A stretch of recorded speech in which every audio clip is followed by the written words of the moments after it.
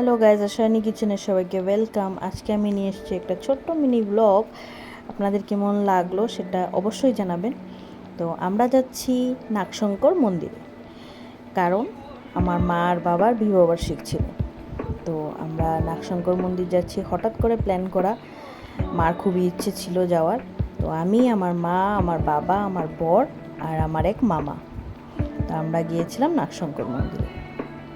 আমরা গল্প করতে করতে করতে করতে চলে গেলাম, আর চলে যেতে যেতে পট করে আমরা পেয়েও গেলাম, যেহেতু এটা নতুন রাস্তা ছিল।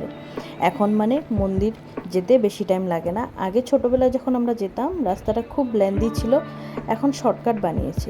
তো আপনারা যাইতে চাইলে নিশ্চয়ই যাবেন, খুব ইজিলি, খুব জলদি পেয়ে যাবেন।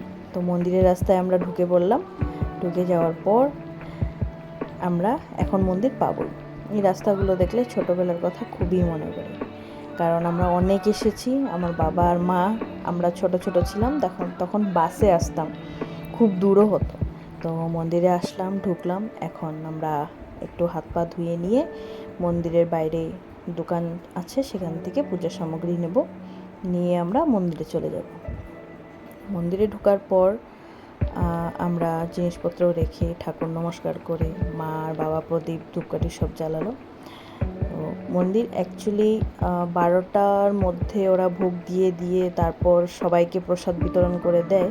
তো আমরা যেহেতু সেদিন একটু দেরি করেই গিয়েছিলাম, তো আমরা প্রসাদ পাবো বলে যাইও নি, কিন্তু তথাপিও তো বলল ওখানের পুরোহিত যে এখন 2টো পর্যন্ত থাকে, 2টোর পর বন্ধ করে দেয়, আর তারপর আবার 4টার সময় খুলে। তো ওদিন মা আর বাবার বিবাহবার্ষিক বলে হয়তো ভগবান তাকিয়েছে বা ভাগ্য ভালো ছিল, আমরা গিয়ে পৌঁছেছি 3:30 পৌনে 4টায়।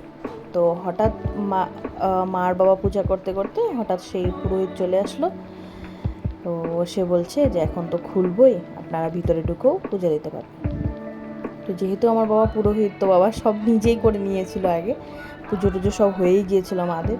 তো তারপর পুরোহিত আসাতে আবার উনি মন্ত্র বলছিলেন, তো আমরা আর কিছু বলিনি। তো ওই জন্য আমরা হাসছিলাম যে পুজো তো প্রায় হয়েই গিয়েছিল। তো তারপর আমরা প্রদীপ জ্বালিয়ে এলাম, বর আর আমি। তো তারপর ধূপকাঠি প্রদীপ দেখিয়ে তারপর আমরা ভিতরে চলে গেলাম। ভিতরে গিয়ে মা আর বাবা একটু পুজো দিল। তারপর আমরা একটু প্রণাম করলাম, প্রণাম করে পুরোহিতদের একটু দক্ষিণা দিয়ে আমরা ফুটো নিলাম, ফুল নিলাম, আশীর্বাদ নিয়ে আমরা বেরিয়ে আসলাম।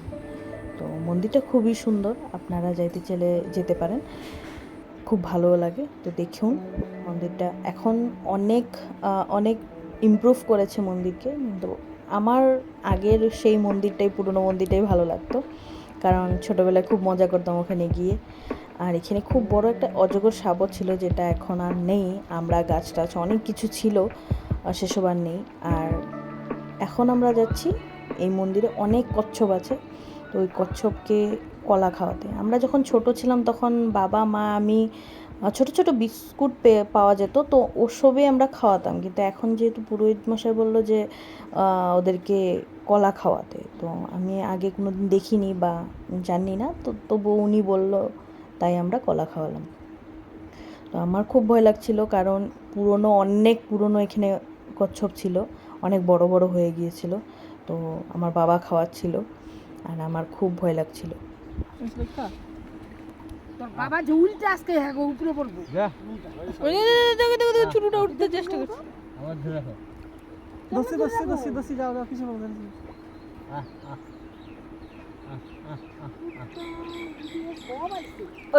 দেখুন বাবার তো হাতেও কামড় দিয়ে দিয়েছিল। তো তারপর আমরা একটু ফটো সেশন করে নিলাম মা আর বাবাকে।